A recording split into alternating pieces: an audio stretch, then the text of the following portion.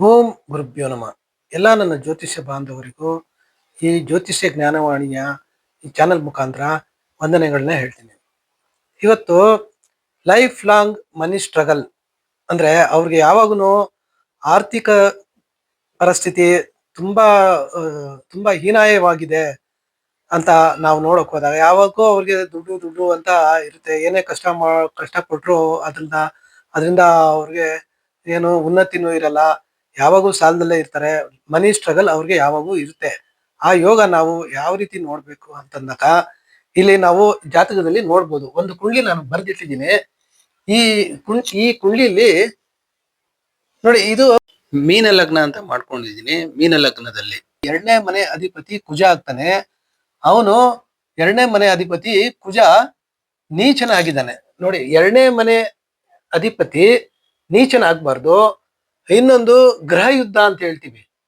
ಗ್ರಹ ಯುದ್ಧ ಗ್ರಹ ಯುದ್ಧ ಅಂದ್ರೆ ಆ ಒಂದೇ ಇವಾಗ ಯಾವುದೇ ಒಂದು ಒಂದು ಗ್ರಹ ಒಂದು ಇವಾಗ ಕುಜ ಫಾರ್ ಎಕ್ಸಾಂಪಲ್ 4 ಡಿಗ್ರಿ ಇದ್ದಾನಂದ್ರೆ ಶುಕ್ರ 5 ಡಿಗ್ರಿಲಿ ಇದ್ದಾನೆ. ಸೊ ಇದು ಗ್ರಹ ಯುದ್ಧ ಅಂತ ಬಂದ್ಬಿಡುತ್ತೆ. ಈ ತರ ಬಂದಾಗ ಗ್ರಹ ಯುದ್ಧ ಬಂದ್ಬಿಡುತ್ತೆ. ಅದ್ರಲ್ಲಿ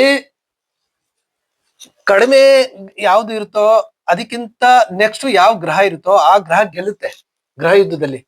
ಇಲ್ಲಿ ಗ್ರಹ ಯುದ್ಧದಲ್ಲಿ ಸೋತೋಗ್ಬಿಡುತ್ತೆ. ಅಂದ್ರೆ ಎರಡನೇ ಅಧಿಪತಿ ನೀಚನಾಗೋದು, ಗ್ರಹ ಯುದ್ಧದಲ್ಲಿ ಸೋಲೋದು, ಮತ್ತೆ ಇಲ್ಲಿ ಮೃತಾವಸ್ಥೆಯಲ್ಲಿ ಇರೋದು. ಮೃತಾವಸ್ಥೆ ಅಂತ ನಾವ್ ಹೇಳ್ತೀವಿ. ಇಲ್ಲಿ ಇದು ಬಂದಾಗ ಇದು ಬೆಸಾಸಮ ಬೆಸಾಸಮ ಬೆಸಾಸಮ ಬೆಸಾಸಮ ಬೆಸಾಸಮ ಬೆಸಾಸಮ ಅಂತ ಐತೆ. ಇಲ್ಲಿ ಸಮರಾಶಿ ಬಂತು. ಇದು ಈ ಸಮರಾಶಿ. ಈ ಸಮರಾಶಿಯಲ್ಲಿ ಮೊದಲು ಅಂದ್ರೆ 1 ಡಿಗ್ರಿಯಿಂದ 6 ಡಿಗ್ರಿವರೆಗೂ ಇಲ್ಲಿ ಸಮರಾಶಿಯಲ್ಲಿ ಮೃತಾವಸ್ಥೆ ಆಗ್ಬಿಡುತ್ತೆ. 1 ಡಿಗ್ರಿಯಿಂದ 6 ಡಿಗ್ರಿವರೆಗೂ ಇವೆಲ್ಲ ಇದೆ. ಇದು ಬಾಲ್ಯಾವಸ್ಥೆ, ಕುಮಾರಾವಸ್ಥೆ, ಯವನಾವಸ್ಥೆ, ಮೃತಾವಸ್ಥೆ ಯಾವುದು ಬೆಸರಾಶಿಯಲ್ಲಿ. ಈ ಸಮರಾಶಿಯಲ್ಲಿ ಇದೇ ಆಂಟಿ ಕ್ಲಾಕ್ ವೈಸ್ ಬಂದ್ಬಿಡುತ್ತೆ.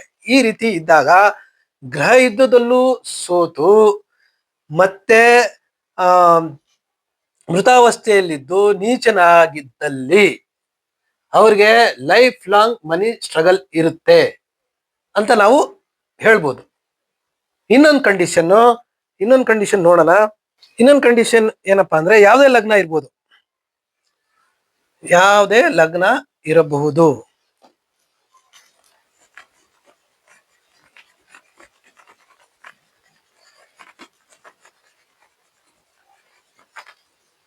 ಯಾವುದೇ ಲಗ್ನ ಇರ್ಬೋದು. ಯಾವುದೇ ಇದೇ ಲಗ್ನನೇ ತಗೊಳ್ಳೋಣ, ಮಿಥುನ ಲಗ್ನನೇ ತಗೊಳ್ಳೋಣ.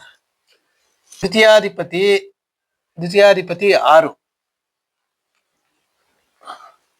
8 12ರಲ್ಲಿ ಈ ತರ ಇದ್ದಾಗ ಇಲ್ಲಿ 6ನೇ ಮನೆಯಲ್ಲಿ ಬಂದಾಗ ಅವನು ಚಂದ್ರ ನೀಚನಾದ. ಅಷ್ಟಮದಲ್ಲಿ ಹೋದಾಗ ಅಷ್ಟಮದಲ್ಲಿ ಶನಿಯ ವರ್ಗ ಬಂತು. ಅಲ್ಲಿ ಶನಿಯ ವರ್ಗ ಬಂದಾಗ ಅಲ್ಲೂ ಲಗ್ನದಿಂದ ಅಷ್ಟಮದಲ್ಲಿ ಇರೋದ್ರಿಂದ ಅಲ್ಲೂ ಆ ದ್ವಿತೀಯಾಧಿಪತಿ ಅಲ್ಲಿ ಪೀಡಿತನಾದ ಅಂತ ಅರ್ಥ.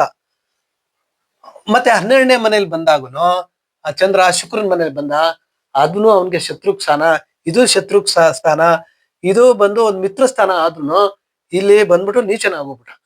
6, 8, 12ರಲ್ಲಿ ದ್ವಿತೀಯಾಧಿಪತಿ 6, 8, 12ರಲ್ಲಿ ಇದ್ದು ಅದು ಒಂದೇನಾದ್ರೂ ಪರಿವರ್ತನಾ ಯೋಗ ಅಂತ ಒಂದ್ ಬರುತ್ತೆ. ಪರಿವರ್ತನಾ ಯೋಗ ಏನಾದ್ರೂ ಬಂದಿಲ್ಲ ಅಂದ್ರೆ ಅವ್ರಿಗೆ ಲೈಫ್ ಲಾಂಗ್ ಸ್ಟ್ರಗಲ್ ಇರುತ್ತೆ. ಇವಾಗ ಪರಿವರ್ತನಾ ಯೋಗ ಯಾವ ರೀತಿ ಇದ್ರೆ ಅಲ್ಲಿ ಒಂದ್ ಸ್ವಲ್ಪ ಸುಧಾರಣೆ ಆಗುತ್ತೆ ಹೆಂಗಂತ ನೋಡೋಣ. ಇವಾಗ ಲಗ್ನದಿಂದ 6ನೇ ಮನೆಯಲ್ಲಿ ದ್ವಿತೀಯಾಧಿಪತಿ ಇದ್ದಾನೆ. ಸೊ ಆ ರೀತಿ ಇದ್ದು ಈ ಅಧಿಪತಿ ಕುಜ 2ನೇ ಮನೇಲಿ ಕೂತ್ಕೊಂಡ್ರೆ ಒಂದ್ ಕಂಡೀಷನ್. ಇಬ್ರು ನೀಚನಾಗೋಗ್ಬಿಟ್ರು. ಅವಾಗ plus into plus minus into minus plus ಆಗುತ್ತೆ.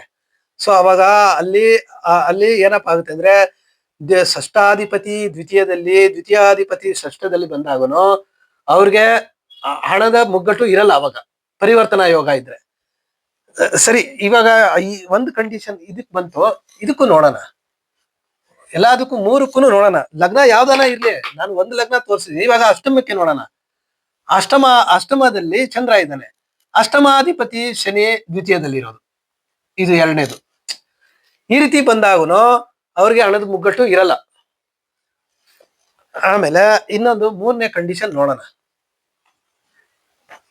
ಮೂರನೇ ಕಂಡೀಷನ್ ಇಲ್ಲಿ 12ನೇ ಮನೆ ಅಧಿಪತಿ ಯಾರು? ಶುಕ್ರ. ಆ ಶುಕ್ರ ಇಲ್ಲಿ ಇರೋದು. ಇವೆಲ್ಲ ಏನಂದ್ರೆ ಪರಿವರ್ತನಾ ಯೋಗಗಳು ಇರುತ್ತೆ. ಈ ರೀತಿ ಇದ್ದಾಗ ಅತ್ಯಂತ ಶುಭಕರ. ಯಾಕಪ್ಪ ಅಂದ್ರೆ ಲಗ್ನದಿಂದ 2ನೇ ಮನೇಲಿ ಒಂದು ಶುಭ ಗ್ರಹ, ಲಗ್ನದಿಂದ 12ನೇ ಮನೆಯಲ್ಲಿ, 12ನೇ ಮನೆ ಅಂದ್ರೆ ಈಗ ನೋಡ್ಬೇಕು, ಅಲ್ಲೂ ಒಂದು ಶುಭ ಗ್ರಹ ಇದೆ. ಇದು ಈ ರೀತಿ ಇದ್ದಾಗನು ಪರಿವರ್ತನಾ ಯೋಗ. ಇವಾಗ ಮೂರುನು ಪರಿವರ್ತನಾ ಯೋಗ ಬಂತು. ನಾನು ಒಂದ್ ಲಗ್ನಕ್ಕೆ ಮಾತ್ರ ತೋರಿಸಿದೀನಿ, ಯಾವುದೇ ಲಗ್ನಕ್ಕೂ ನಾವು ಅಳವಡಿಸ್ಕೋಬಹುದು. ಆ ರೀತಿ ಇದ್ದಾಗ ಅವ್ರಿಗೆ ಲೈಫ್ ಲಾಂಗ್ ಮನಿ ಸ್ಟ್ರಗಲ್ ಇರುತ್ತೆ ಅಂತ. ಆ ರೀತಿ ಏನಾದ್ರು ಇದ್ದಲ್ಲಿ ನಿಮ್ಗೆ ಏನಾದ್ರೂ ಯಾವಾಗೂನು ಮನಿ ಸ್ಟ್ರಗಲ್ ಇದೆ, ತುಂಬಾನೇ ತೊಂದ್ರೆ, ಏನ್ ಕಷ್ಟಪಟ್ಟರು ದುಡ್ಡೇ ಉಳಿತಾ ಇಲ್ಲ ಅಂತಂದಾಗ, ಈ ರೀತಿ ಕಾಂಬಿನೇಷನ್ ಇದ್ದಲ್ಲಿ ಅವ್ರಿಗೆ ಮನಿ ಸ್ಟ್ರಗಲ್ ಇದ್ದೇ ಇರುತ್ತೆ. ಅಂತವ್ರು ಜಾತಕಗಳು ನೋಡ್ಕೊಂಡು ಅದಕ್ಕೆ ಪರಿಹಾರಗಳನ್ನ ಮಾಡ್ಕೋಬೇಕಾಗುತ್ತೆ. ಇವೆಲ್ಲ ಜನ್ಮ ದೋಷಗಳು. ಇದು ಪರಿವರ್ತನಾ ಯೋಗ ಅಲ್ಲ. ಮೊದ್ಲು ಹೇಳಿದ್ನಲ್ಲ, ಅದು ಬಂದ್ಬಿಟ್ಟು ಮನಿ ಸ್ಟ್ರಗಲ್ ಅಂತ ಬಂದ್ಬಿಡುತ್ತೆ. ಅವ್ರಿಗೆ ಯಾವಾಗೂನು ದುಡ್ಡು ಇರೋದೇ ಇಲ್ಲ, ಕೈಯಲ್ಲೇ ಇರಲ್ಲ, ಬರ್ತಾ ಇದ್ದಂಗೆ ಹಂಗಂಗೆ ಖರ್ಚಾಗ್ಬಿಡುತ್ತೆ. ಆದ್ರಿಂದ ಇದನ್ನ ತೋರಿಸ್ಬೇಕು, ತೋರಿಸ್ಕೊಂಡು ನೋಡಿ ಅದನ್ನ ಸಂಬಂಧಪಟ್ಟ ಒಂದು ಪರಿಹಾರಗಳನ್ನ ಮಾಡ್ಕೊಂಡಾಗ ಸ್ವಲ್ಪ ಅದರಲ್ಲಿ ಉನ್ನತಿ ಕಾಣಬಹುದಾಗಿದೆ ಅಂತ ಹೇಳ್ತಾ ಈ ವಿಡಿಯೋನ ಮುಗಿಸ್ತಾ ಇದ್ದೀನಿ. ಈ ವಿಡಿಯೋ ಇಷ್ಟವಾಗಿದ್ದಲ್ಲಿ ಶೇರ್ ಮಾಡಿ, ಸಬ್ಸ್ಕ್ರೈಬ್ ಮಾಡಿ, ಮತ್ತೆ ಲೈಕ್ ಮಾಡಿ ಅಂತ ಹೇಳ್ತಾ ಈ ವಿಡಿಯೋನ ಮುಗಿಸ್ತಾ ಇದ್ದೀನಿ. ಜೈ ಶ್ರೀ ಕೃಷ್ಣ.